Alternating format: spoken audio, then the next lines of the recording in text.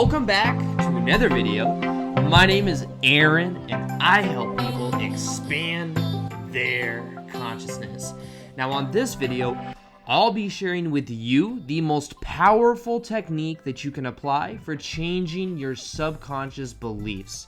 Now, I've actually done many videos on this before, if you've already been subscribed to my channel, and you've probably seen them.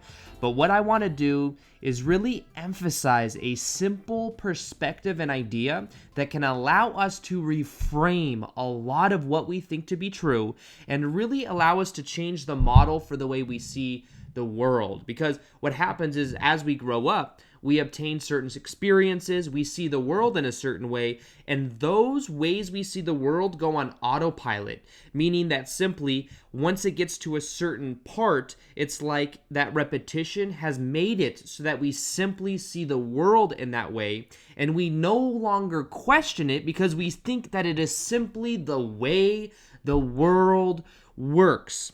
So the power of this video and the main idea that you can leave with that I think is just so powerful is knowing that most of what you believe to be true has been something that you acquired from someone else, or it's someone else's belief.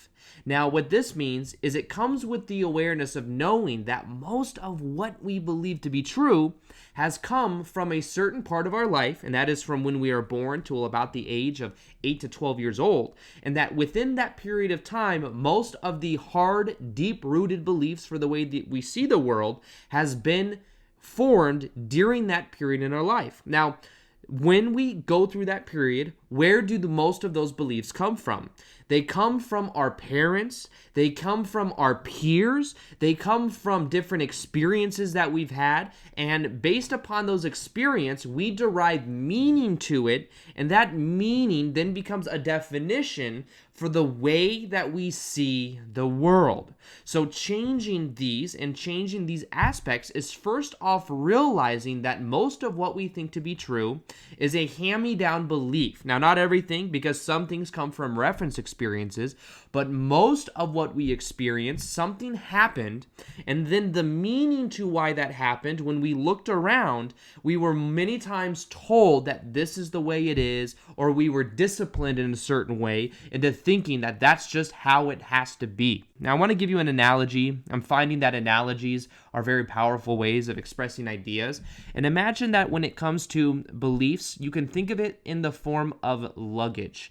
And I forget where I've heard this before, but it's very powerful for understanding the idea that when we grow up, we take on and we start to carry around with us luggage that we find, i.e. beliefs or belief systems. And we are told that we're growing up, that this is the way things are, this is the way the world works, or we have a certain reference experience and maybe a peer tells us that we are this way and, we're ugly, or we don't compare, we're not valuable, or we're not validated by our friends and family, or whatever it is. We start to pick up this luggage, and then what we do is, as time goes on and as we get into teenagers or as we are getting older, we are carrying this luggage around on our back. We are walking around and we are lugging it everywhere that we go, and we simply become blind to the idea that we are carrying around luggage that is not ours. We aren't even aware that we have it. And what happens is then we wonder why it's hard for our life to change. We wonder why we're not getting where we want quicker. And many times that's simply because we are carrying around luggage that is not ours, that is weighing us down from getting to where we prefer to be. Now, the power of this whole analogy is knowing it's not about changing out the luggage. It's not about doing anything other than simply deciding to let that luggage go, and in the recognition that the only reason that luggage is there is because unconsciously it was on autopilot in us thinking that it was ours. When we start to realize that it came from many times external sources, it came from the beliefs of our parents, it came from friends and family that impose their ideas onto us, then we can really make the conscious choice that we are going to let it go.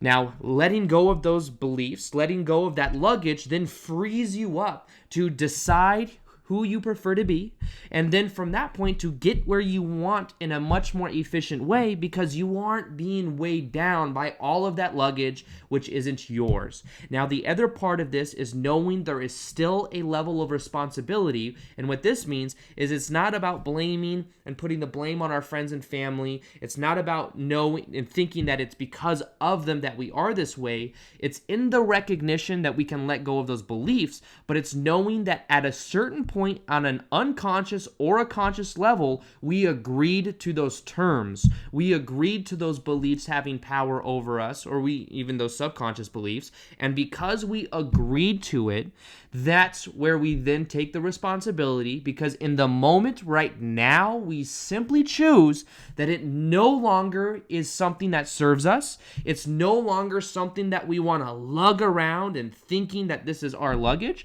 And because we have that level of awareness, and because we start to ask ourselves the question, what would I have to believe is true to be having this kind of experience? Then we can start to find the sources of where they came from, and we can simply decide that now it is not a part of the identity for who we are. It is not a part of our self-image. And that's another part of this process, is changing the self-image that we have. And as we change that self-image, we then change the kind of beliefs that are tagged onto it. Now, the self-image for the way we see ourselves is what is called a cybernetic system. And what that means is cybernetic, and from the book called Psycho-Cybernetics by Maltz, Christopher, I'll put the little picture right here, but it's a very powerful book on our self-image and what our self-image is a self-preservation system. In the same way, like you might have a thermometer in your house that kicks it up to a certain degrees, what happens is any deviance, any change that happens in that temperature, the system knows to re-regulate it back to whatever temperature it was set to. Now, in the same way, you may notice that sometimes if you sabotage yourself, it may come from not changing the self-image, and because we might do something different, unless we put that doing and that as a part of who we are now, that change doesn't last and the results don't change. So we might be like, I want to make $80,000 a year. I've been making $50,000. I want to make 80.